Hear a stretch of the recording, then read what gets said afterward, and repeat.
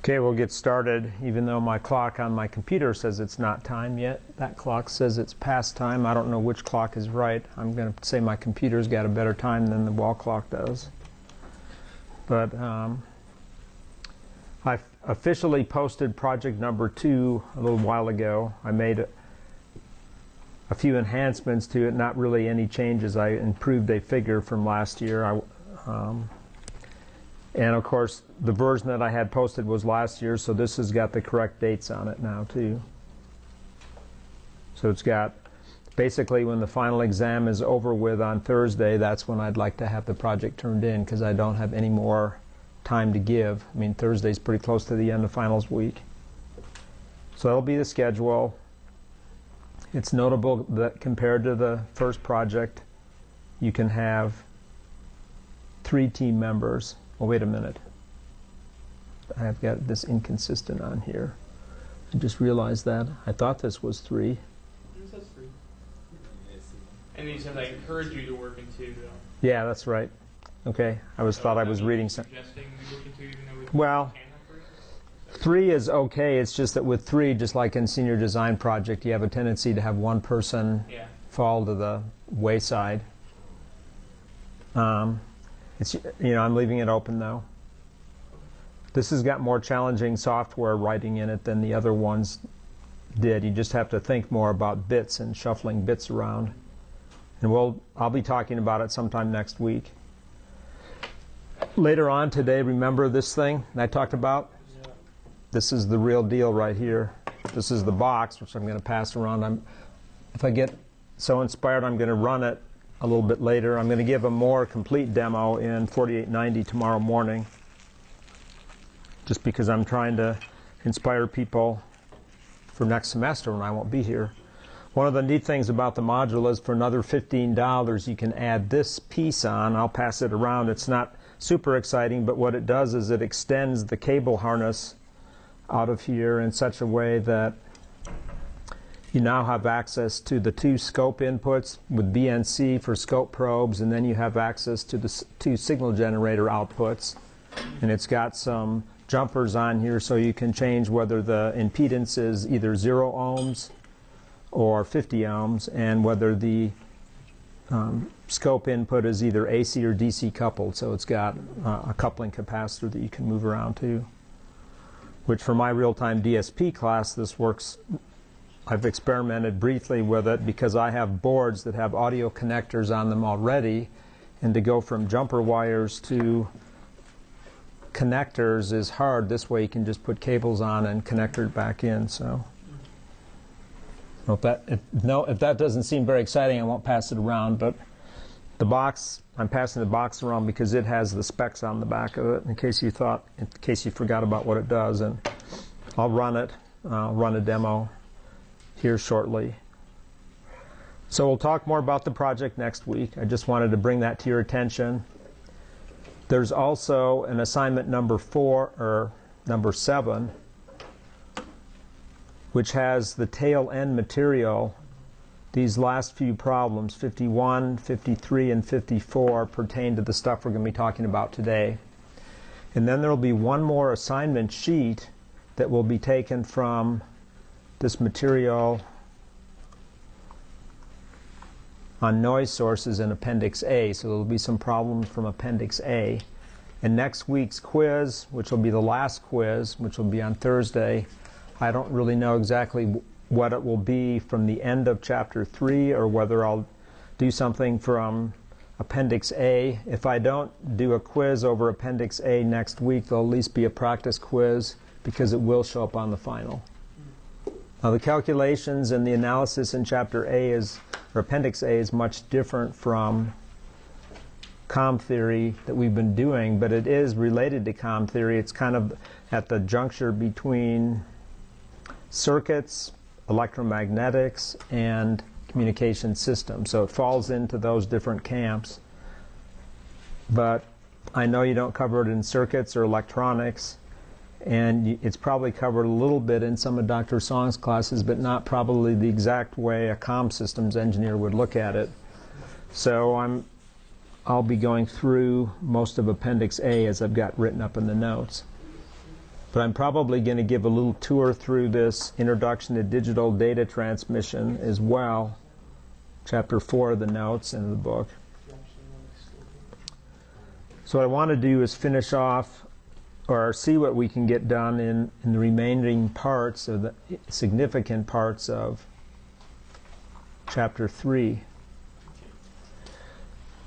We spent a lot of time talking about phase-locked loops, and I don't want to keep beating on that, but I wanted to point out a few other things that we didn't really get a chance to talk about at the end of the period last time.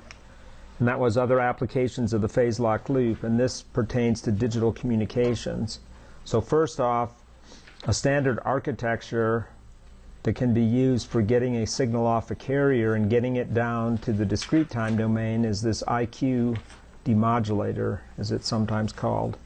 So we mix the signal down with an in-phase and a quadrature signal. And if you look at this, what can you think? I mean, you should be able to kind of say, wait a minute, that looks familiar to me. If I'm going to multiply the signal by a cosine, which is the 0 degrees, and I'm going to multiply it by a cosine shifted by 90, what am I doing? Not quite a Hilbert transform, but what do those two real multiplies together form? So if I was to go up here and just write it out, if this is an IF signal, what does it look like I'm multiplying by? I'm multiplying it by a cosine and by a sine, so I'm really multiplying by e to the minus j 2 pi f. I called it CL. I'm not sure why I called it CL, but so what does that do from Fourier theory?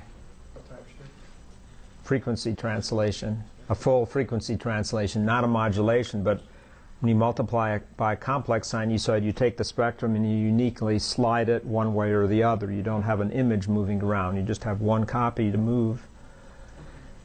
And because that creates a complex signal, if you want to take it to DSP, you have to do it with two channels, which is why it's shown in that structure. The low-pass filter gets rid of the double frequency term, because there will be a double frequency term with respect to the cosine and the sine multiply.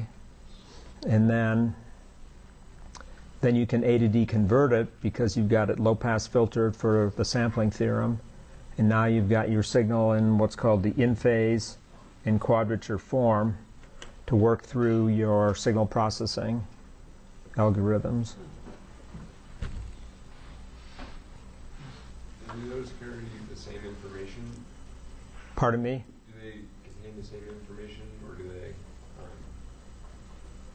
RI and RQ? Yeah.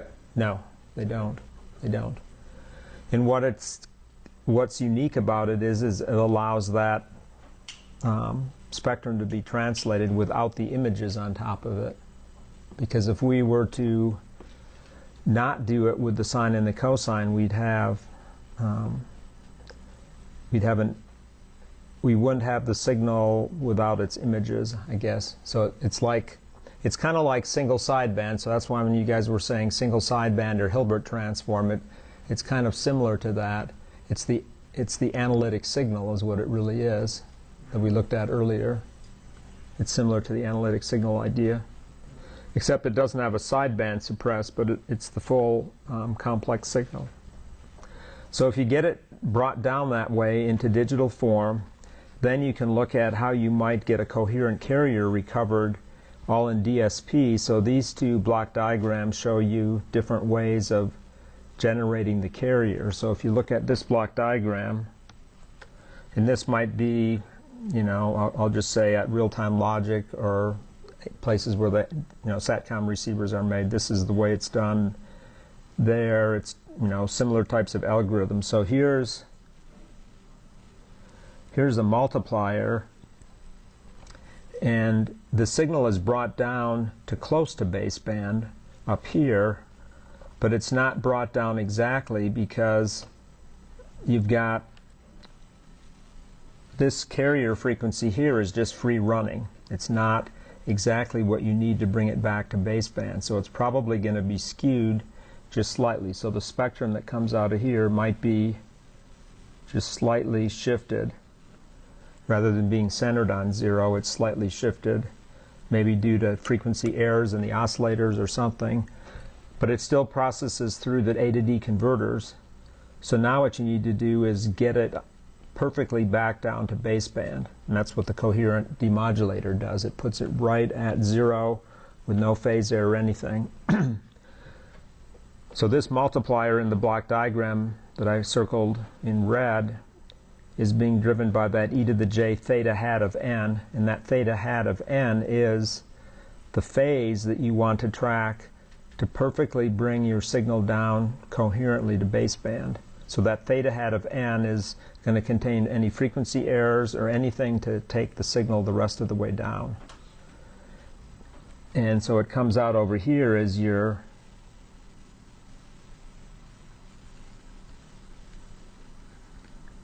coherent demod output, which we might call that M of t, but in digital comm it's generally not called M of t. It's a discrete signal. The rest of the stuff in the block diagram is how you generate a signal that you can then make your phase lock loop lock onto. So this is just showing that there's a sub-block called an error generation algorithm, and that depends on the modulation type. We haven't talked about digital modulations really too much, but it could be binary phase shift keying. Then the next block, the loop filter, that is just a digital discrete time version of the loop filter we're already dealing with. It's basically a straight through path with a gain and then an integrator path, because this right here is called an accumulator.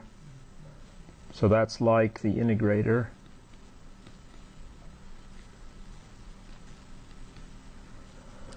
So in control systems terminology, this filter would be a proportional, which is why I called it KP, and integrator, KI, or I called it KA for accumulator. So it's a parallel connection of two processing blocks to create a loop filter. And then the last stage is the NCO, or numerically controlled oscillator, and that's the DSP equivalent to the VCO. Question? So when you're doing PLL tracking, are you locking onto just I or I and Q? So like, would you have that for both your I and Q lines, or would you just have, like, if the modulation had different, the modulation was different on I and Q, and we're going to look at quadrature multiplexing here a little bit later. Besides BPSK? Yeah, if it was beyond BPSK, you might have something on the in phase that's different from something that's on the quadrature. We're going to talk about multiplexing here today too. So do you lock to both of them, or you just lock to one of them? It would depend. If it was BPSK or QPSK, you'd lock to both. I mean, because this processing right here is using both I and Q. Oh, okay. They're going in there. But depending upon the scheme, you might have two different means of synchronizing to it. When they're separate. And if you were going to do that, then you wouldn't do the same front end. You would take the in phase and deal with it all by itself, and the quadrature and deal with it all by itself. So Okay. that's a good question. So is the reason to go from analog to digital so you can manipulate stuff as real and imaginary parts? Because you can't do that from analog signal. You can actually. Okay. When I worked at Motorola Government Electronics, that's exactly what we did do. We just came out with these two guys right here, Okay. and you went into analog processing from that point. Okay. So And that served us for decades. Okay.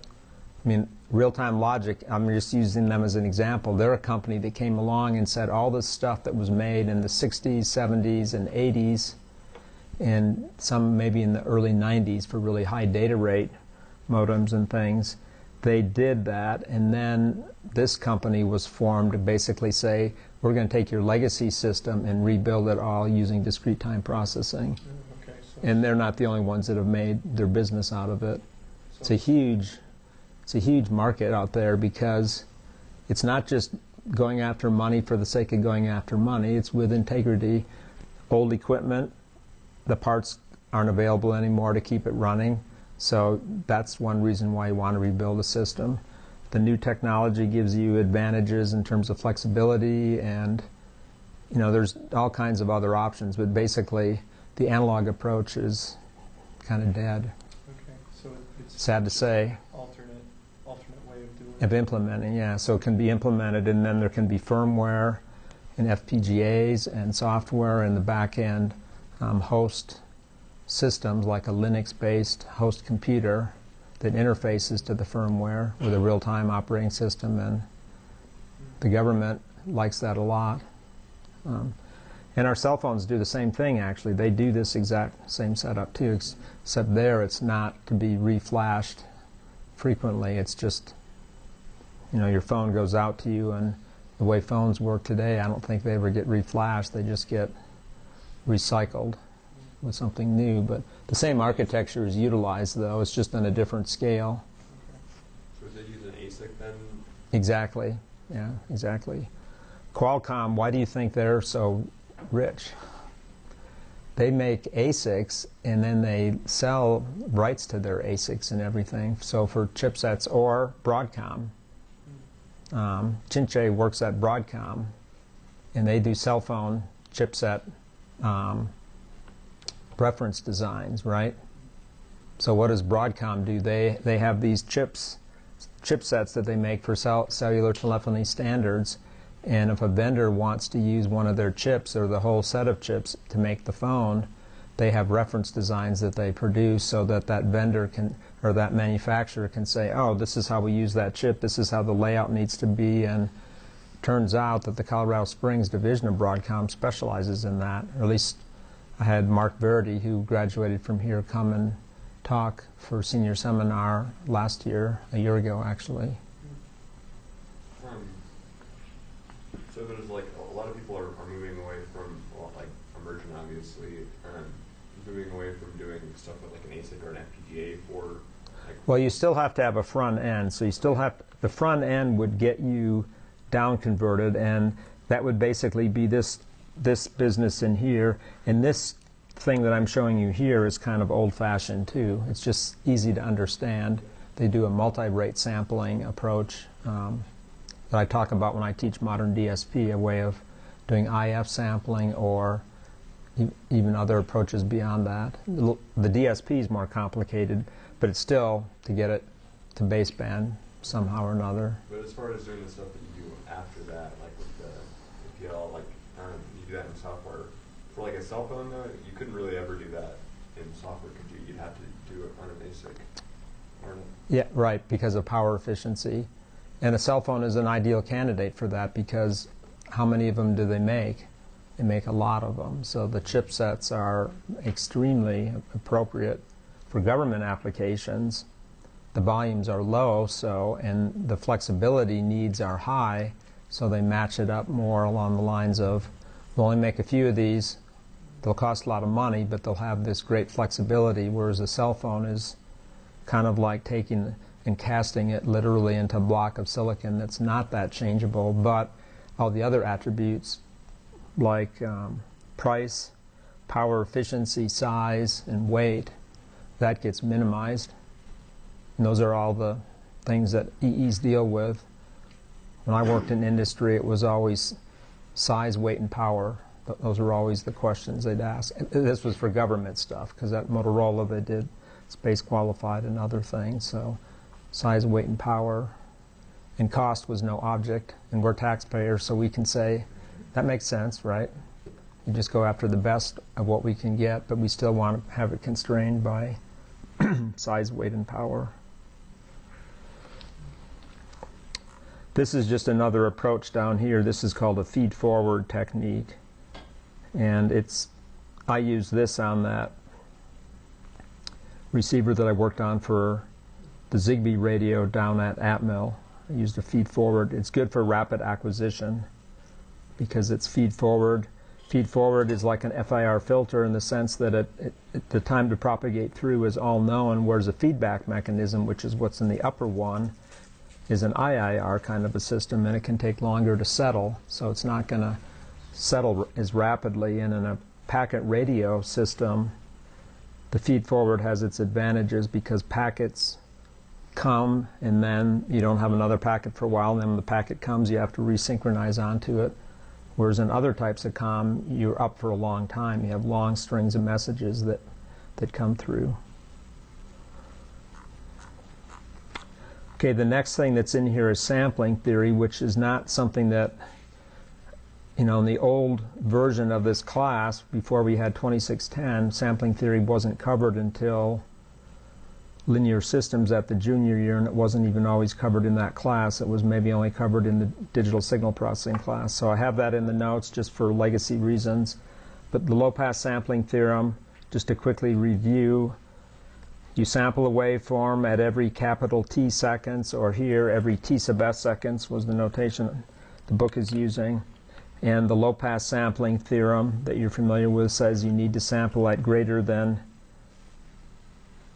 twice the highest frequency to avoid aliasing. 2W is called the Nyquist frequency, and Fs over 2 is called the folding frequency. In the frequency domain, which is something that you don't look at when you first see it in 2610 because you don't have the Fourier background, but we have the Fourier background for sure in this class. We have the theorem for the impulse train in time becomes an impulse train of deltas in the frequency domain. That's this theorem, or that's that guy right there.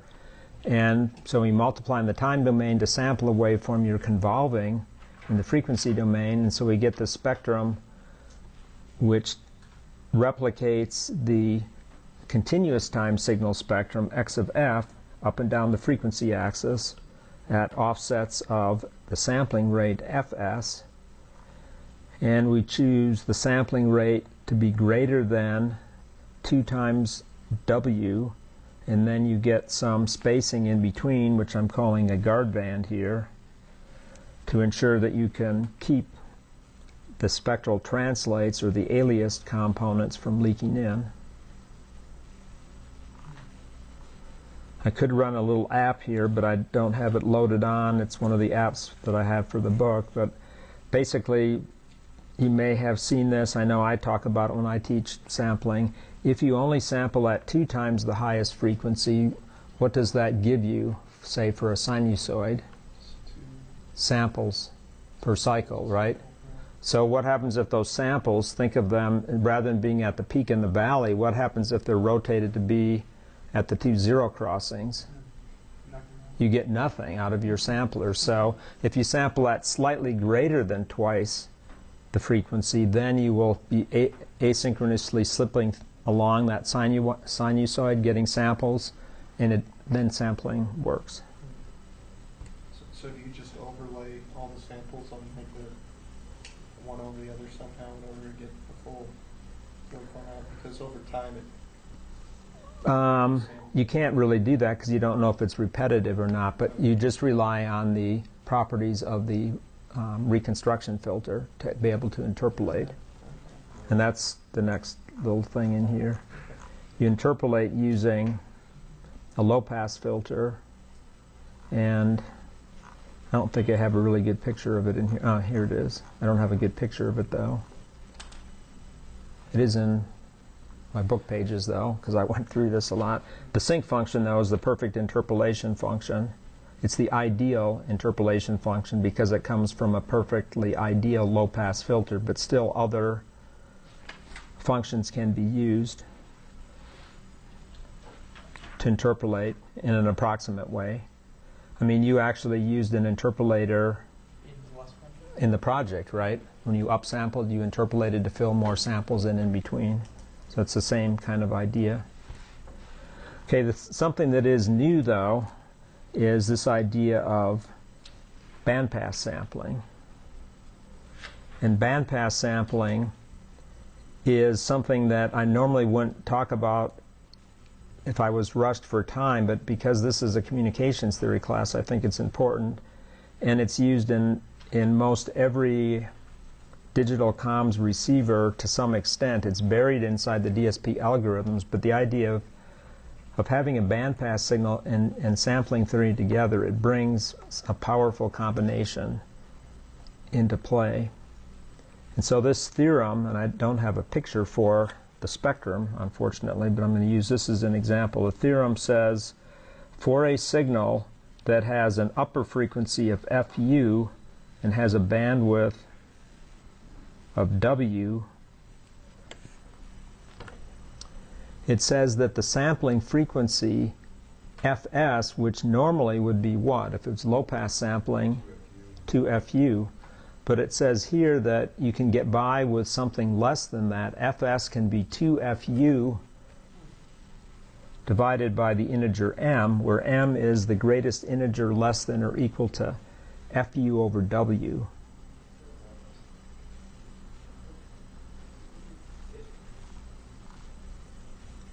And what goes on there is that in this example, let's say where the FU frequency is 4, W is 2, so you form that ratio FU over W, you get 2, m is equal to 2, so it says Fs can be equal to 4 rather than 8 in this particular case. And if you sketch the spectrum out, for this particular case, you see what's happening is you've got spectral translates that have now snuck in between, which if you were thinking of the low-pass sense, you would say, you know, these two guys in here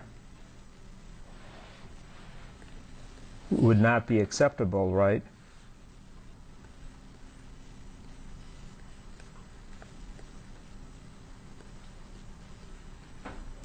For low-pass sampling, but with band-pass sampling, you can recover with a bandpass filter. So if a bandpass filter was placed around that spectrum at the end of the system where you wanted to reconstruct and get back what you started with, then this works. I just remembered that the apps I'm looking for actually are on this computer, so I'm going to go attempt to get them running.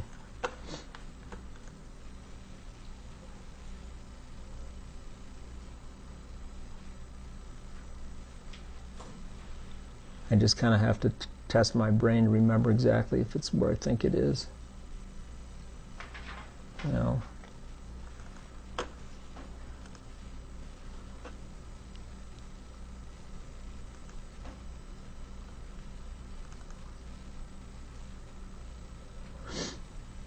So is it with 2610?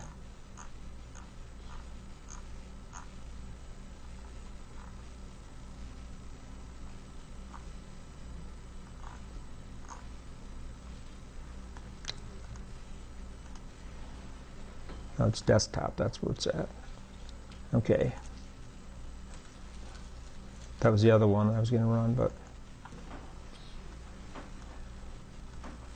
this is, we already talked about this, but this is sampling theory, and here I'm just sampling it once a second, but this is what I was just talking about with getting 2 samples per cycle, but then if you happen to be phase shifted, basically have to adjust this a little bit. You'll get your samples right at 0. I don't quite have it set up right, but I think you get the idea.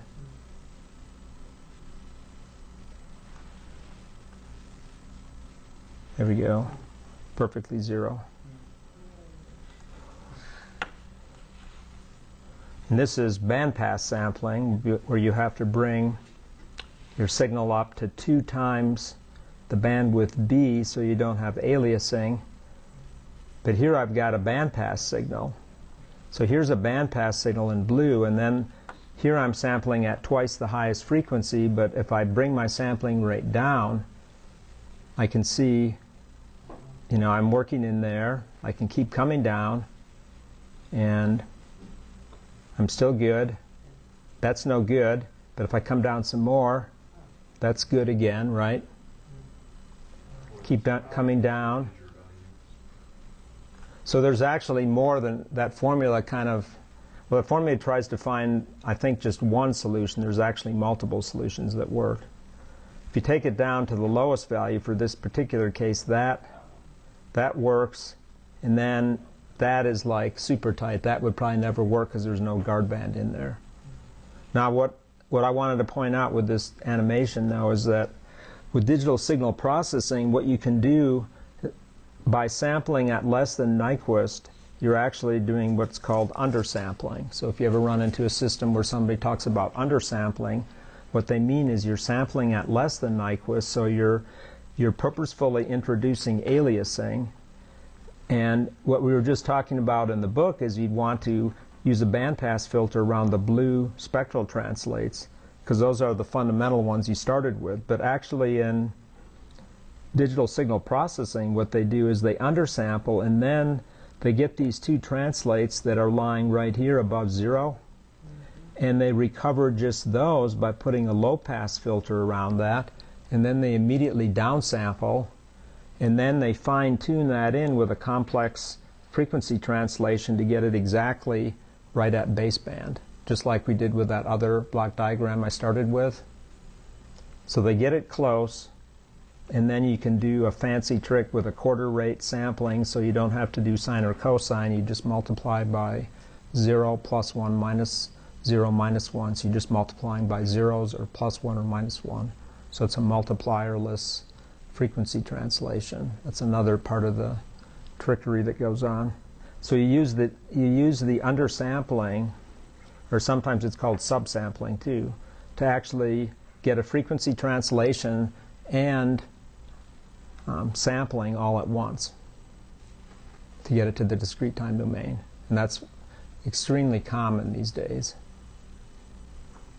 I don't know if anybody's excited about it because you have to be engaged in this process, but it is not like a new trick. It is the way to go. I don't know. To me, it's very exciting, but I like digital signal processing. I like analog circuits, but the fact that the matter is, people want to do things with discrete time signals and systems these days. So that's kind of the game that gets played.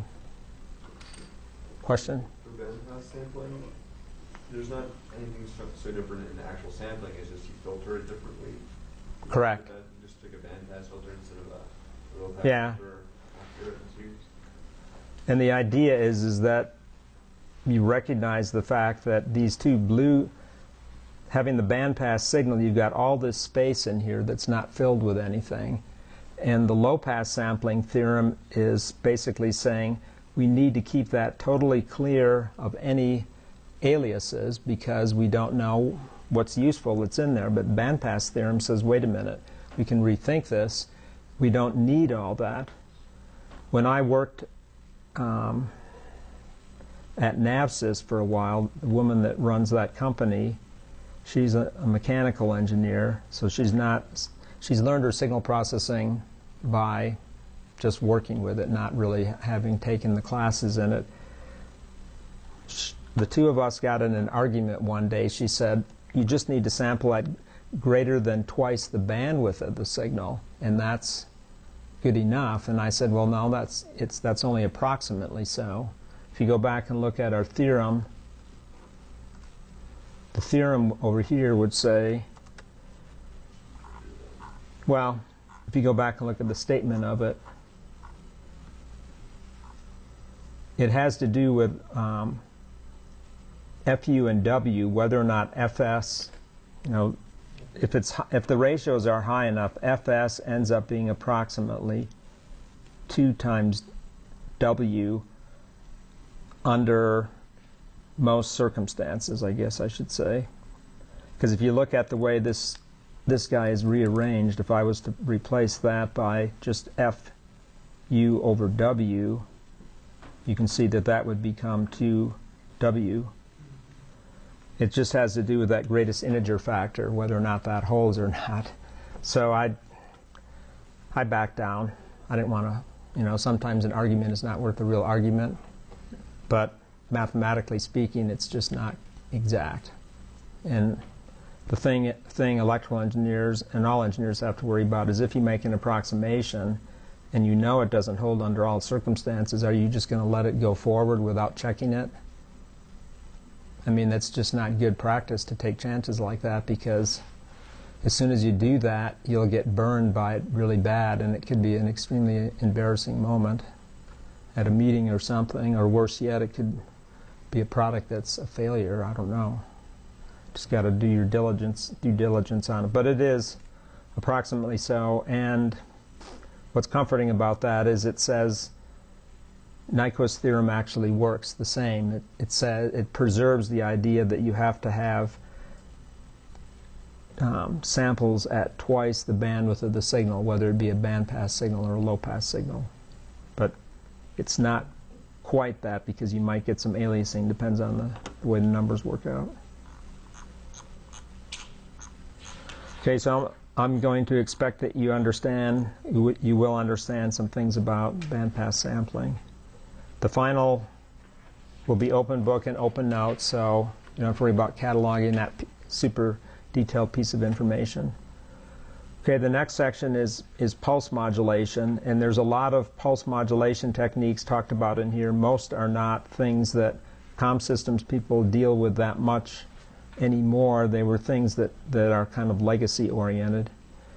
But this uses a sampling theory idea. So the first one is called pulse amplitude modulation, and it's really closely related to sampling theory, except that rather than using a delta function for the sampling signal, you're using a rectangular pulse.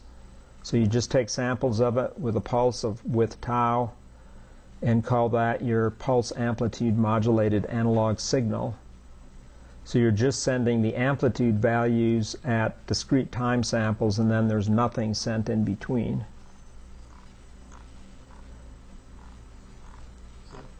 Does that have anything to do with track and hold? It's very much like a track and hold, I guess, is like you'd have before an A to D converter, right? Except there's no A to D converter here.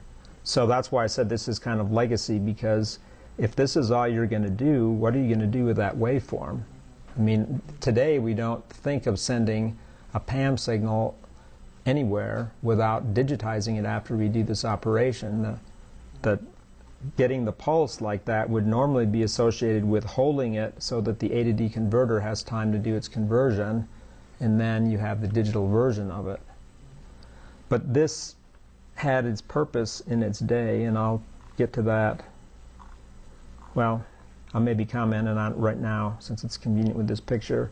At one time, pulse amplitude modulation was popular for multiplexing, and we're going to talk about multiplexing, but I can talk about it from this picture too. So with multiplexing, if this was all signal number 1, suppose you did the same thing to another source of information, call it source number 2, and you staggered the pulses so that those pulses came through, right next door to that. And then you do that with as many sources as you want, just cramming in little slices of the other channel, and that would form a multiplexed means of sending baseband information around on a single piece of wire, basically.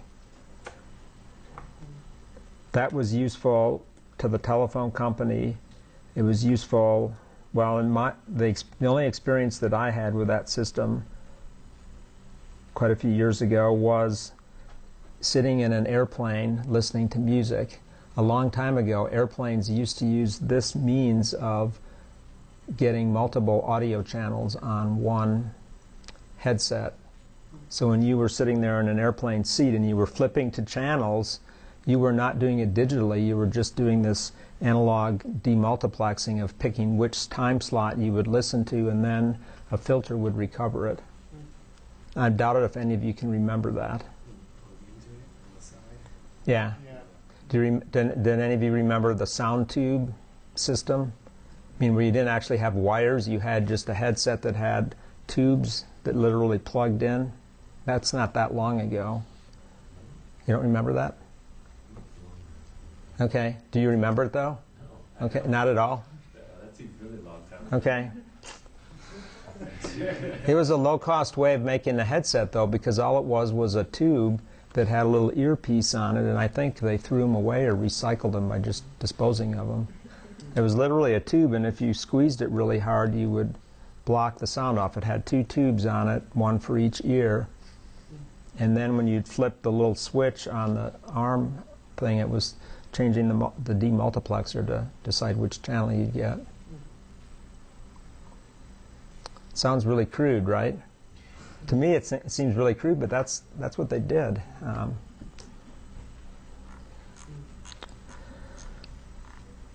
So reconstruction works just like it does in the straight sampling theory. You just have a low-pass filter. The only thing is, with the pulse shape on there, you get this red sync function from the rectangular pulse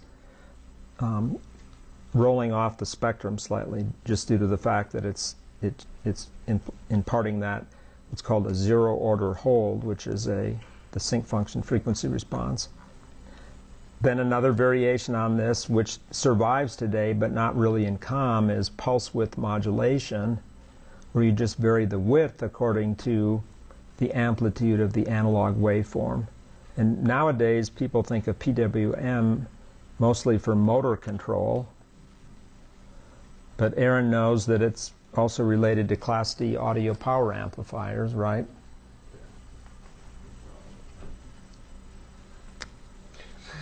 What's that? Is it Aaron? Well, never mind. Yeah, Aaron's on your team. Sorry about that. I meant to say Robert. Again, it's not that popular in direct comms application. And another analog scheme was pulse position modulation, where the sampled amplitude pulses were put into different time slots.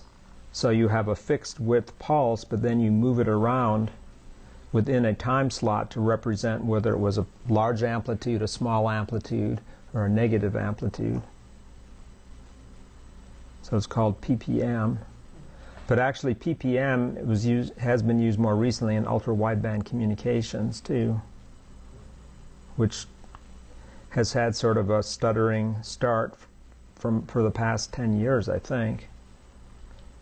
These are all pulse-type modulation schemes that involve sampling theory, but these three don't get to the bit level. They just stay at the pulse level. The pulses exist in the analog domain, so you've sampled the signal, but you haven't taken it to a digital domain at this point. So they're like in the transition region. For some of you, though, you might run into some combination like this, because there's probably a few legacy systems, I don't know what they are, that use something like this. Then we have a digital scheme. PCM is one type of technique, and that's what the final project 2, is based on. And there's also delta modulation. So first, looking at delta modulation, it is lean and mean compared to PCM, but it suffers from certain performance limits. Delta modulation, you encode the binary sequence into, or the message into a binary sequence, but you do it with a feedback mechanism. So delta modulation means that you're using only the difference from sample to sample to encode the signal. And delta modulation is used in image processing as well. It can be used in speech. I don't think it's used in music as successfully, but the idea is that in a signal, if it's obeying, if it's got a finite bandwidth, the amplitude can't change that much from sample to sample, because a band-limited signal is limited in how rapidly it can move from one extreme to the other, because we know that it's the fast movement of a signal that creates a wideband spectrum. Remember, the square wave or an impulse is the extreme, it has an infinitely wide spectrum. So the idea with delta modulation is that you take your signal and you hard limit it with a comparator, so you're limiting it to +1 or -1. You could think of it as 0 or 1. It's just convenient for a bipolar signal to do plus and minus 1. Then multiplied by an impulse train, which is the sampled waveform. And then what you do is you feed back the integral of that output and subtract it from the input. So that is the delta operation. So you hard limit the signal, sample it, then you subtract the integral of that, which then forms the difference.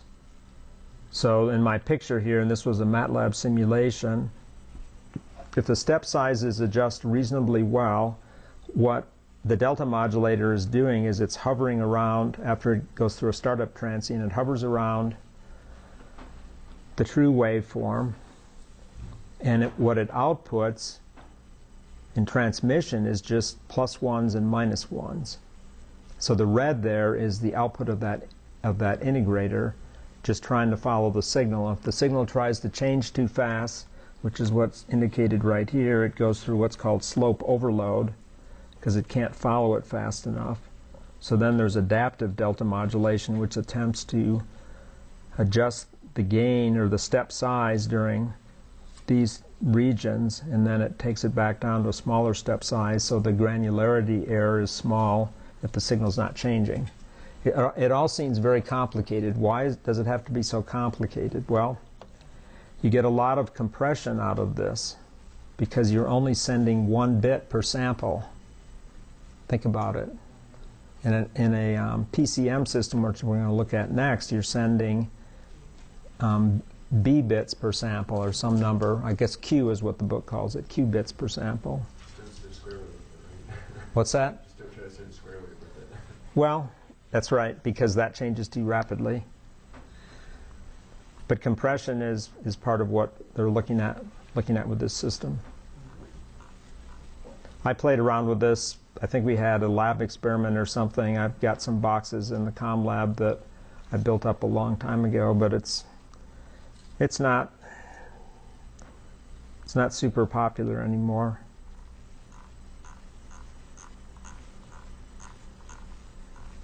So here's an adaptive scheme, and there were chips out that did this. So the one that we'll focus on mostly for digital encoding is pulse code modulation, and this is very universal. So it involves sampling, quantizing, and encoding. It's really just an A to D converter. You can think of the sampler as having a sample and hold, and A to D is like the quantizer, and then the encoding is taking the bit representation of each sample and taking it into a serial data form. So if you take 16 bits per sample, like CD audio does, each one of those samples you produce 16 bits, and then you have to serialize that, so you are obviously throttling up your bits per second every time you add another bit to the PCM. So is the quantizer, is that the one that's... Quantizer? Yeah, quantizer. The quantizer is basically the operation of the A to D converter. Each time you take a sample, the type of A to D converter, it doesn't really matter, it will convert each sample into so many bits, and this is a 3-bit operation here, and this is a unipolar, but generally it's a bipolar converter for audio and typical messages. So you use a 2's complement representation then out of the converter. What's unipolar and bipolar? Unipolar means there's only you go from like 0 to a positive value, Oh, okay. and bipolar means you can swing both sides. So in a bipolar case, the most significant bit would be the sign. Exactly. Okay. Yep. Does everybody else follow that? Because you've studied 2's complement arithmetic in probably logic circuits somewhere along the way. Microcontrollers, not logic circuits. Okay. But yeah, we studied. So like in C programming, a short integer is a 16-bit 2's complement number, because it's 16-bit signed number, and that's what I think of for CD audio is 16 bits. So it's like a short integer is what's used, and I guess short is a bad term now in ANSI C, isn't it? That's what I grew up with. Now it's be called int 16. Is everybody very familiar with that? There's int 16 and yeah, or uint would be unsigned int and that sort of stuff. Okay, looks reasonable. So the book's notation though is n is the number of bits. I had that wrong, and 2 q to the q is 2 to the n, so that's the number of levels. So if the signal falls between certain voltage levels, it just converts it into one of those. Yeah, a quantizer can either round or truncate. Rounding is the most typical way of thinking it, because rounding doesn't bias the error to one side or the other. Because if it's close to the top end, you don't want to Like get it down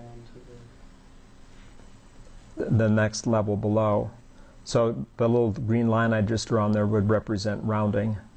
So if it falls, it rounds it to the value of the green line. If it falls within the dashed interval, that'd be rounding. Part of the signal that jumps up way up there. So signal goes outside the dynamic range, you mean? There's do they usually leave a bit for Saturation? saturation? Well, that's a good question. Have you played with the oscilloscopes and ever seen them saturate in the lab, Yeah. the new Agilent ones? Well, yeah, I've seen it saturate. I think 50 your volts. chip. Well, I think those are only 8-bit converters, but they sample really fast. They sample at, what is it, 2 gigasamples per second? So a quantizer PCM encoding, you've got this interval to work in, and that's it. If you go above it, you're in trouble. That's kind of adjustable. Well, on the scope, it's adjustable by the gain knob on the front. That changes the dynamic range. But think about your stereo when you're playing back CD audio. It just comes back out into whatever that full scale plus and minus value range is. And when it was recorded in the studio, they had to make it fit or compress the signal or set the signal level down to make sure at the extremes it's just hitting that point. And then during the softer passages, it's lying down right at the only the LSBs, the least significant bits, are toggling, and it's now got significant quantization error because it's getting rounded virtually all the time when it's a small number. So that's one of the arguments people had about digital audio. They said it's going to be noisy, it's going to have this quantization noise, this distortion due to that. But that was back in the 70s, a long time ago. 80s, I guess, 70s. We got over it because no one talks about it anymore.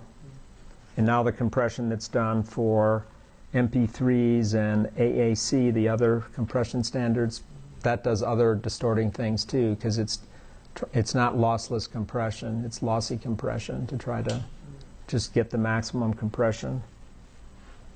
So there's other bad things that happen with those things too. Plus those have to start off with a PCM encoding, and then they do compression after that. So they work with the samples after they've been fit into a min to max range by the A to D converter.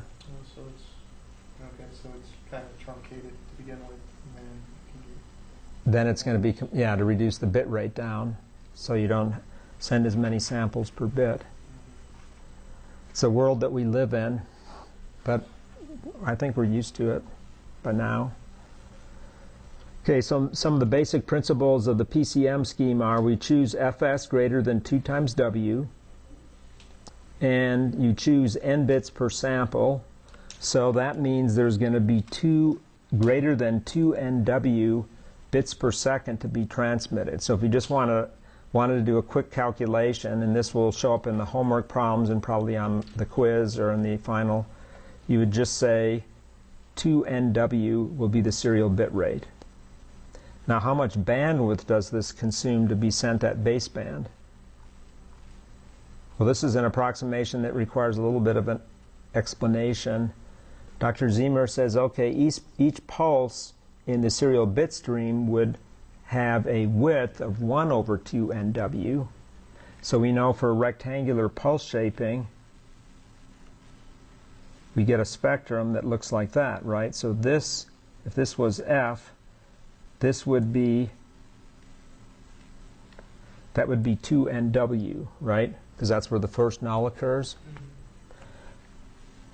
So now he comes along here and he says, but it's based on what we know about pulse transmission, low-pass transmission, he says that, well, we can get by by only using the 3D, approximately the 3 dB bandwidth, which fits in there. And if it's the low pass bandwidth, that's just going to be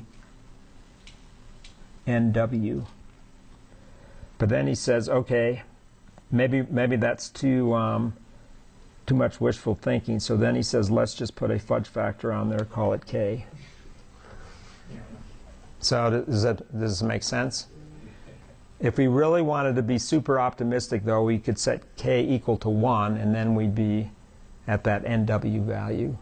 And I think in the homework problems from the book, that's what they use. They just say K is equal to 1. So K falls between 1 and 2? Yeah. Okay. But you could encode with higher order modulations and get different things. This would just be to send to that baseband, though. I see. So I don't think... This would be like to send it down a twisted pair or something like that. Or I don't have digital audio interfaces in any things that I own, but some of you might. You might have something where you interface with a digital wire rather than an analog wire between some music player or stereo component system or something. Does anybody have any gadgets like that? I'm not sure. There's PDIF or SPDIF or whatever. Aaron, didn't you guys talk about that in your, or Robert, I mean, didn't you talk about that in your proposal? Yeah, we're hoping to implement it. I was looking at some things I didn't hear what you said about it, though. There's like two, if I'm thinking right, there's an interface that either Sony pioneered or Sony and Philips. Sony, yeah. And then that's It's a plug that you plug something into, and it can be an electrical connector or it can be a fiber optic, right? Yeah, Toslink is the fiber optic. SPDIF is the electrical. But don't they plug into the same jack? I think there's some interface that takes both. I can't remember quite how that works, but And if you just say it's a piece of wire, I'm plugging it into this hole and it's going to work, you don't know whether you're plugging in a piece of fiber optic cable or whether you're plugging an electrical wire in. They design it to be kind of dummies proof like that. One carries bits and the other one carries electrical signals. I mean optical bits. Okay, so that explains that. I mentioned binary phase shift keying. If you were to go that route to send this serial bit stream, you'd have to take twice the bandwidth anyway because it's going to be on a carrier. So it's going to get doubled. There's lots of other options available for modulation, though. Now, about the quantization noise that we were talking about, or Tim asked the question, suppose n is equal to 16, so we have 16 bits per sample. A rule of thumb is it's in the neighborhood of 95 dB for 16 bits. That's the signal-to-noise ratio, or signal-to-quantization noise ratio. Compact disc digital audio was set up to do 16 bits per sample in each channel left and right. And this is just some info from an information sheet that I have in a book in my office that is how digital audio was originally set up. That 0.163 millimeters is the length of one pit that's put onto the CD, and or one frame of data it takes up that much linear track space, and it consists of some sync bits, some subcoding bits, the data bits, 96 of them, parity 32, 96 more data bits, parity 32. So it looks like it's set up for stereo, right? Because you've got a block of 96 for one channel, some parity bits for error correction, then another block, and then some more parity bits. So is parity used just to ensure error is low? Mm-hmm. I think it's called a Reed-Solomon code, and you can read about Reed-Solomon codes towards the back of the book, in the chapter on coding theory. And then data framing. So when you put all that together at 44.1, you have to pump out or store on there 4.3218 megabits per second is what is stored for each second of stereo audio. How is it different like a DVD? DVD and Blu-ray are just finer pitch everything. So they just have more DVDs can be one and two-sided, right? Or is that just Blu-ray? I've seen two-sided DVDs before. You have to flip them. Yeah. To read them, yeah. Yeah. Well, I'm thinking of, I'm thinking of what is that? I mean, because I was running some of this stuff into one of the examples I put in my book too, and I was looking at Blu-ray. I was looking on Wikipedia. You can have different layers, right, that the laser writes into. Okay. Yeah. Somebody knows their Blu-ray info. So it's super dense. But this, this is old technology, right? Because you guys don't listen to CDs anymore either, do you? Occasionally. Yeah. I've got I buy CDs. Okay. Yeah, but put them on here. You have to put it on my computer. Well, that way you own it, right? Yeah. Because my one son, he wants to own the CD, so he has the real copy. He doesn't want to buy it on iTunes or something. Well, in case. That's how I feel. I used to do that, but I just buy stuff on iTunes if I want some music, particular music. I figure it's going to go, and I'll never have it, and I'll have to buy it again if I want it. But oh well. I got too much stuff around the house is the problem. Like different audio, like 6-channel audio and all that? Or is that afterwards? I haven't read up on that. I'm sure they've enhanced the standard because no standard can sit still. You just can't let it be. You've got to do something to it. But the original was this, shown here. Okay, now a little bit on multiplexing. There's two types of multiplexing we'll look at. One is frequency domain multiplexing, and the other is time domain multiplexing. First, frequency domain. You might have noticed that there were exam questions on the last exam that were in this area, so these will be on the final. Sorry, I don't know. What is multiplexing? We're going to talk about it. Oh, okay. So you're asking me again for the segue. Like muxes? Yeah, Oh, yeah. MUX. Muxes? You're thinking of time division, though. Frequency division is very powerful, and that's the system I've been working on with the Air Force project that I did my stuff on a report on Tuesday. They use FDM a lot. So what is FDM? Frequency division multiplexing. You can locate a group of messages on different subcarriers. So the key is a subcarrier.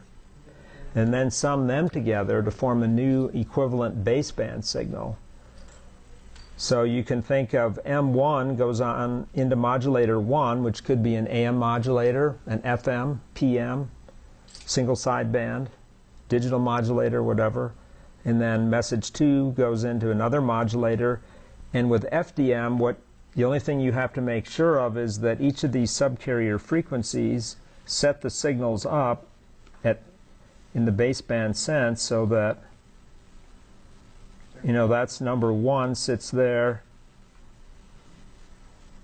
number 2 sits in here, and so on. So they're all separated from each other. And then you take that composite signal and call it your composite baseband message and send that through another modulator. So if this sounds complicated, it's just concatenating things. So it gets compositized. If that's a word, I just made it up. Sounds good. We did this for the first project, right? Just minus the second layer of modulation. It could have been that way, yeah. Exactly. That's what was kind of the motivation behind it, because that was the way the telephone company used to do all of our voice calls. They'd put them up on single sideband, packed tight together, and then they'd put them up on a microwave carrier. And then those towers that we would see around the country, surely you've seen the towers because they're not entirely gone, would relay it from one place to another. A microwave line of sight link would take information and relay it. Again, it sounds old-fashioned, but we haven't had fiber optics for forever, so that's how things got relayed. And then there were cables under the ocean, of course, just like there still are right now, but we didn't have satellite initially either. Because satellite has got one problem. It's got a more time delay to go to a geostationary satellite, and that time delay is not pleasant to our human signal processing. If we're talking to somebody on a satellite link, that little bit of latency is right at the point where it's annoying. is that like if you connect with somebody and they're in the same room, it's off by? I mean, it's when you're talking, you've got a time delay. Yeah, I have to calculate it out to geostationary, but my understanding in making vocoders for speech, you want 20 milliseconds of a packet. So speech is packetized into 20 millisecond frames, so the whole 20 milliseconds gets packetized, then it gets sent over the link, and then it gets decoded to play out as a 20 millisecond speech segment at 8,000 samples per second. So you've got nominally 20 milliseconds of delay in there, and that's acceptable. A little bit higher than that, I guess, is right on the threshold of being a human perception problem. And when it gets beyond that, then it starts to become annoying. That's a psychology thing. No, it's not, you know. You've been involved with that probably sometime or another. You've talked where there's a latency, and it's just annoying is all I can say. Microwave links didn't have that problem because across the United States, to go through free space propagation nominally across the entire country is not nearly the distance of traveling to and from the geostationary orbit. I don't have those numbers on my fingertips, though. So this number right here, this limit is the SSB limit of saying you can pack, if all the messages were a bandwidth W sub I, then when they get modulated, the narrowest way of putting those together is our single sideband, which is just the message bandwidth. And then if all those were packed tight next to each other with no guard band, that B there is the minimum amount of bandwidth it would take into your final modulator to get it up. At the demodulator, you just simply take the composite signal off the whatever the modulation means was. So this could be FM, it could be AM. So think about this. When a signal is put up through an FM second, final modulator, you can't look at the spectrum of that signal and say, in that chunk of spectrum is message 1 and that chunk is message 2, because the FM modulator effectively just scrambles it all together, because remember how a single sinusoid spreads all over the place. So the message is just, it's kind of like encrypted in that sense. The FM demodulator, though, gets it back to the baseband message, so you have a signal at subcarrier 1, 2, and so on. And then you subcarrier demodulate at that point. And I just mentioned this as being part of this thing called the PSTN, Public Switch Telephone Network. That was the standard. You can put combinations of analog and digital up on subcarriers. Classic consumer example is FM stereo, which is a legacy system. So the legacy part about it is that originally people didn't know what stereo was, so they only wanted one sound field, just whatever it was. So call it left plus right. But then when we wanted to be able to have both left and right, we put them together, and the way they're transmitted is this is left plus right is sent at the baseband part of our composite signal, and then the left minus right, which contains the information for stereo now, is put up at a 38 kilohertz subcarrier. And then they send a pure tone at 19 kilohertz that's exactly 1/2 the frequency of 38. So when you get to the receiver, what do you think happens? You FM modulate that composite signal, but why would you have that exact 19 in there? So we can center it so you can make a left. Remember how we demodulated double sideband? The only way we can demodulate it perfectly is with a coherent carrier. So they send a pilot tone for demodulating the 38 kilohertz double sideband. They just have to lock up a phase lock loop or do a frequency doubling of that, and you've got a coherent version back, because this is then what the receiver would do. Use that 19 kilohertz pilot, which is free and clear, double it, and then have 38 kilohertz for coherent demodulation, and then pull out with this matrixing operation to get left and right back. But all of this stuff happens, this is after the FM discriminator. The FM discriminator just gets back this composite signal. I don't know if I have good enough time to run my demo right now. Does this make sense? So you'll have an exam question on this at the final for sure. I mean, some sort of frequency division multiplexing. Do you think of anything else that might be that's on your mind about this area? Because maybe you're intrigued by it, or maybe you've seen something else that we've known it's gone on. So is mono traditionally left plus right? Mm-hmm.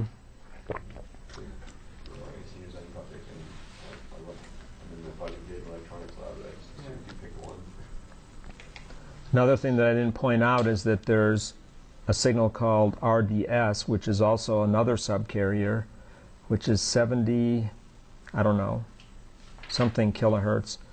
Find it on the Wikipedia. There's a whole bunch of other stuff that sits above that. It roughly goes up to 100 kilohertz. I have it in the ComLab experiment, right? Yeah.